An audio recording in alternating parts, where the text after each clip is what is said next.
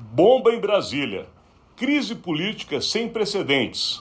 Ou então, uma Operação Tabajara. Começa agora, Brasília já. Rodolfo Lago. Se não fosse véspera de carnaval, a gente acharia que era uma piada no Brasil. Porque as coisas acontecem nesse país, Rodolfo Lago, de uma maneira tão surpreendente que beira o absurdo. Ontem nós falamos no conteúdo que nós iniciamos para tratar de política, como todos os dias, que estava havendo uma operação da Polícia Federal em todo o país e que mirava o ex-presidente Bolsonaro e integrantes do seu governo. E a coisa no decorrer do dia ficou pior do que iniciou. Ficou pior porque viu-se uma série de trapalhadas, para falar o mínimo. Eu brinquei com a questão Tabajara porque eu ouvi de um político experiente de Brasília, ontem à noite, no lançamento de um livro, essa definição. Ele falou, tudo isso parece uma Operação Tabajara, porque realmente é uma sucessão de fatos que causam perplexidade, para falar o mínimo. Nós não vamos nos ater aos fatos, porque são muitos e vocês têm isso em toda a mídia nacional, mas só para pontuar. Foi achado, juntamente com a delação de Cid, um vídeo comprometedor. Esse vídeo se transformou no relatório da Polícia Federal, numa profunda investigação de 135 páginas, que culminou numa ordem do ministro Alexandre de Moraes do Supremo Tribunal Federal, que ontem deflagrou esta operação de busca e apreensão. Só para você ter uma ideia, o presidente do Partido Liberal, o PL, Valdemar da Costa Neto, está preso. Nós não vamos entrar nesse detalhamento, mas ele foi preso e permanecerá preso ao que tudo indica, porque não há ainda nem mesmo a chamada audiência de custódia marcada. Fora isso, foi-se achado documentos que comprovam ainda mais o envolvimento do ex-presidente e integrantes do seu governo, inclusive altas patentes das Forças Armadas, numa tentativa de golpe de Estado. Esse é o fato. Vocês viram. Há muito mais coisas nisso aí. Busquem na internet, busquem nos órgãos de comunicação. Hoje nós vamos nos ater às consequências desse fato, né, Rodolfo Lago? Por quê? O que vem depois de tudo isso? O que acontece a partir daí?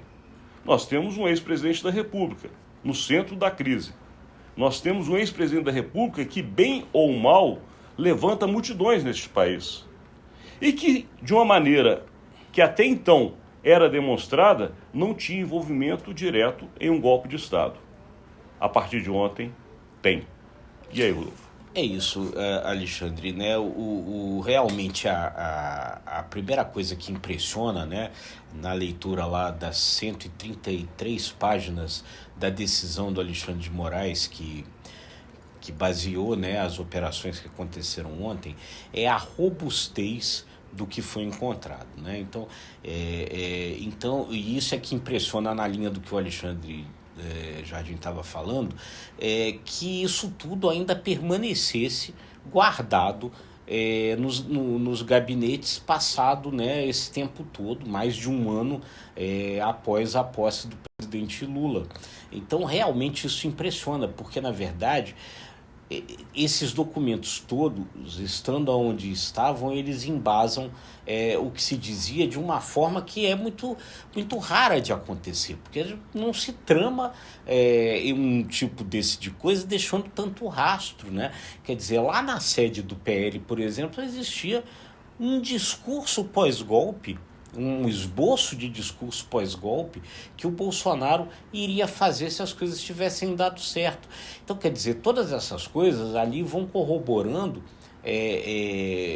que houve sim um patrocínio vindo de dentro do Palácio do Planalto para que um estado de coisas acontecesse no Brasil que viesse a sustentar uma tentativa de golpe, ou pelo que estava lá na minuta, né, decretação de um estado de defesa no TSE e tal, que embasasse o golpe, ou depois lá com a decretação lá da intervenção militar via GLO, né, mesmo depois do Lula ter tomado posse, quer dizer, então, na verdade, fica muito claro o seguinte, isso, né, quer dizer, que foi tudo tramado e patrocinado de dentro das paredes do Palácio do Planalto e adjacências.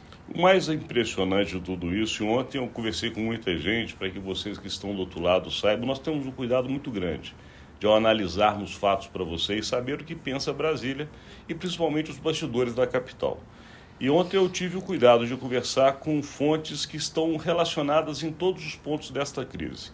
Conversei com pessoas da Polícia Federal, do Ministério do Exército, no caso especialmente do Exército Brasileiro, militar.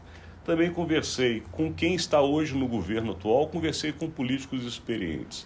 E com relação aos militares, eu ouvi uma frase que também poderia ser cômica se o assunto não fosse trágico, que é que os militares de 64 estariam agora dando voltas nos seus caixões por ver o tamanho da burrice dos golpistas de agora. Porque, de fato, o que foi feito em 64, e nenhum de nós vai fazer juízo de valor sobre o que houve, mas foi um golpe inteligente, tanto que eles permaneceram no poder por 20 anos. Um presidente da República, no cargo, porque lembramos que em 64 quem deu o golpe não estava na presidência. Esse estava na presidência da República, ele usou da presidência da República para permanecer. É um fato gravíssimo e não conseguiu. E ainda manteve tudo guardado. Ou seja, dentro do Exército, das Forças Armadas, o pensamento é, não tem que ter perdão a ninguém.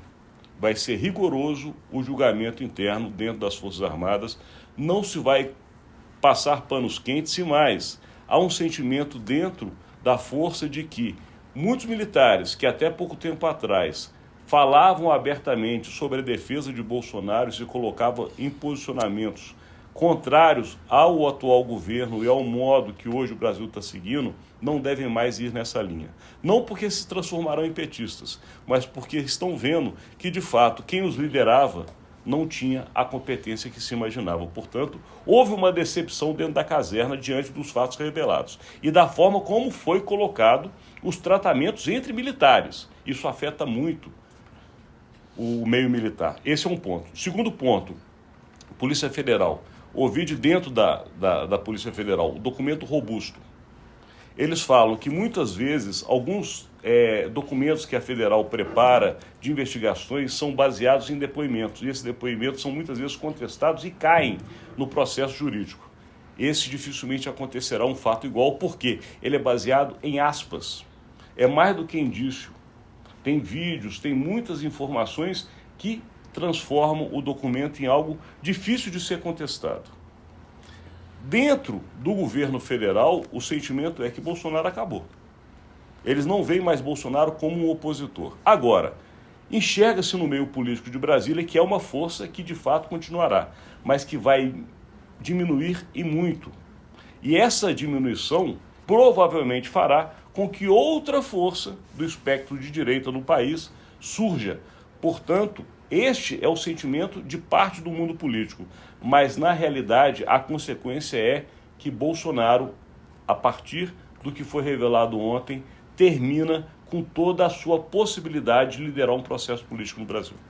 Perfeito, perfeito, né? Quer dizer, aí qual é o risco que pode haver? Mas esse risco também é pensado, né?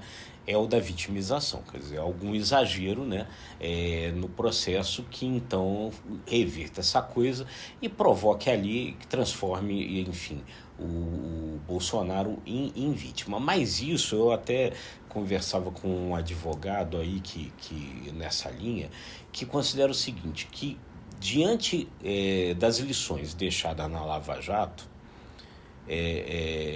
agora está se tomando todo cuidado. E daí a robustez das coisas. Quer dizer, o que aconteceu ontem, segundo esse advogado, é totalmente embasado, tem todo o embasamento legal para que tivesse acontecido pela robustez das coisas. Quer dizer, dessa vez está se tomando um cuidado para não provocar isso. Quer dizer, na hora que acontece, é tão forte, é tão grande, que você, olhando as coisas, você diz, não poderia ser de outro jeito. E não foi.